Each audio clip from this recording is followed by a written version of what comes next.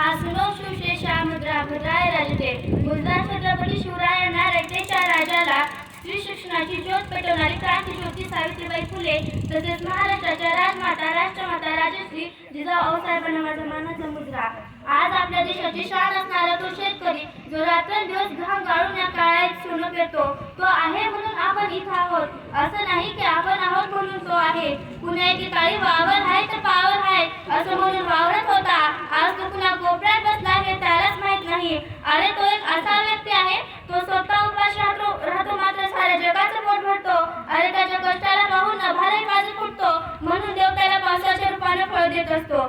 शेतकरी अशिक्षित आहे त्याला काही कळत नाही असं नाही. त्याला सर्वच कळतं पण तो काही बोलत नाही. अरे मागच्याच वर्षी त्याचं पीक वाहून गेलं तरी सुद्धा त्याला अनुदान मिळालं नाही. पण त्याच्या शेतात एखादं गांजाचं रोपटं सापडलं तर सर्वजण येतात त्याच्यावर कारवाई करतात. ते त्याचं शेत असतं व त्याचा मान देखील त्याचाच असतो. पण त्याला फासावर चढण्याची गरज का पडली? हेच का तो स्वतः उपाशी राहून साऱ्या जगाचं पोट भरतो. आज आपल्या देशाचं भविष्य उज्ज्वल करणारी ती तरुण पिढी सुद्धा बेरोजगार आहे. अरे ज्या हातात फाटी पेन्सिल असायला हवी तर एका हातात मोबाईल तर दुसऱ्या हातात सिगारेट असतो. ते मोबाईलवर दुसरं काहीच बघत नसून पबजी इंस्टाग्राम फ्री फायर आणि रात्रंदिवस फेसबुकवर चॅटिंग करीत असतात. पूर्वी शिवरायांचे मावळे म्हणायचे लवकर उठे पळत सुटे लवकर उठे पळत सुटे तलवार तुटे पण पीछे नाही हटे बाई पीछे नाही हटे. आणि आज आमचा तरुण म्हणतो दारू बैठक झाली सुरू दारूतून एक ग्लास मजा येईल खास दारू ट्रिक वाईन वाटे कसे फाईन दारू चोपियर टाका पुढचा गिअर दारू पंचे रंग मिसळून जाऊ गम दारू सतो ब्रँडी आणाची कणांडी दारू सतो विस्की कॉकटेल करता रिस्की दारू आटम एवढा आणा शेव चिवडा दारू नाव कंट्री मारा करंट एंट्री दारू आहे त्याला स्वर्ग सुखी राहा. शाळेची कविता म्हटली नाही आज तो आवाज वाढव डीजे तुला आईची शपथ आहे असंच काहीतरी म्हणत असतो. आज ही तरुण पिढी पबजी मध्ये बुडाली तर दारू मध्ये वाहत चाललेली दिसते. आज प्रत्येक जण म्हणतो दे रे हरी पलंगावरी पण हरी मात्र कोणालाही पलंगावर देत नाही. त्यासाठी काहीतरी केलं पाहिजे जेणेकरून या गरजा महाराष्ट्राची मान उंचावे. यावरून आठवलं की आज आपल्या देशातली स्त्री तरी कुठे सुरक्षित आहे. स्त्रियांना आपण भार समजतो पण ती वास्तवात पेटता अंगार आहे. गंभीर नाही तर खंबीर आहे वार नाही तर तलवार आहे. गंभीर नाही तर खंबीर आहे वार नाही तर तलवार आहे. वार गेला नाही तर धार आहे. स्त्री म्हणजे राग नाही तर एक पेटता अंगार आहे एक पेटता अंगार आहे.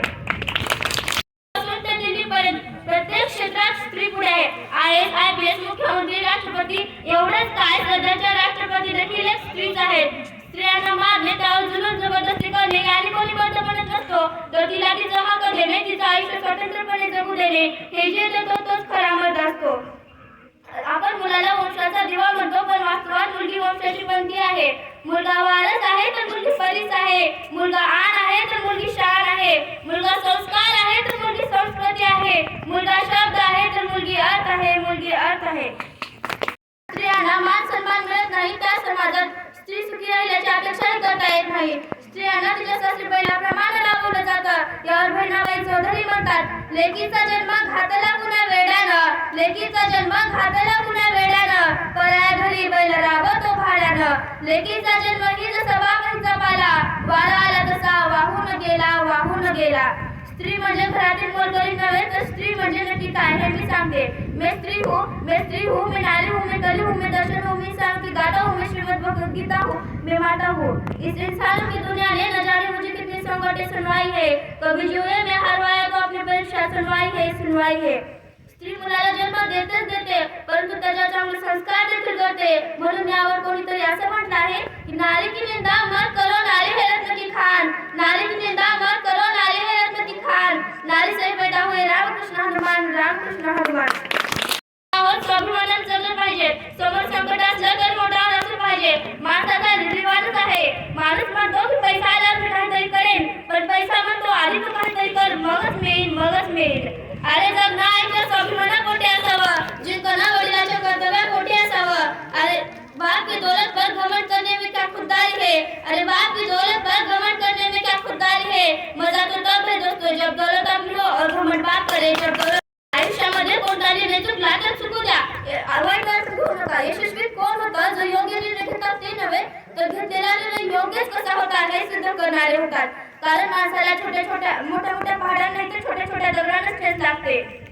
अरे चिराग से न पूछो कि तेल कितना था, सासू से न पूछो बाकी खेल कितना था, पूछना है तो पूछो उस कफन में लिपटे हुए मुर्दे को, जिंदगी में गम और कफन में चैन कितना था, और कफन में चैन कितना था। संघर्ष करावा लागत असेल तर स्वतःला नशीबवान समजा, कारण देव संघर्ष करणाऱ्याला संधी देत असतो, कारण त्याच्यामध्ये क्षमता असते.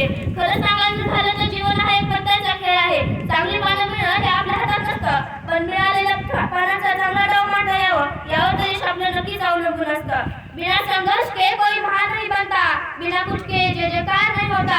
अरे जब तक पड़ती नहीं हथौड़े की चोट तब तक पत्थर भी किसी के लिए भगवान नहीं होता, तब तक पत्थर भी किसी के लिए भगवान नहीं होता. छोटी एवढंच म्हणेन, नन्ही सी चींटी जब दाना लेकर चढ़ती है, चढ़ती दीवारों पर से 100 बार फिसलती है, आखिर उसकी कोशिश बेकार नहीं जाती, क्योंकि कोशिश करने वाले की कभी हार नहीं होती, क्योंकि कोशिश करने वाले की कभी हार नहीं होती. एवढे बोलून मी इथेच थांबते.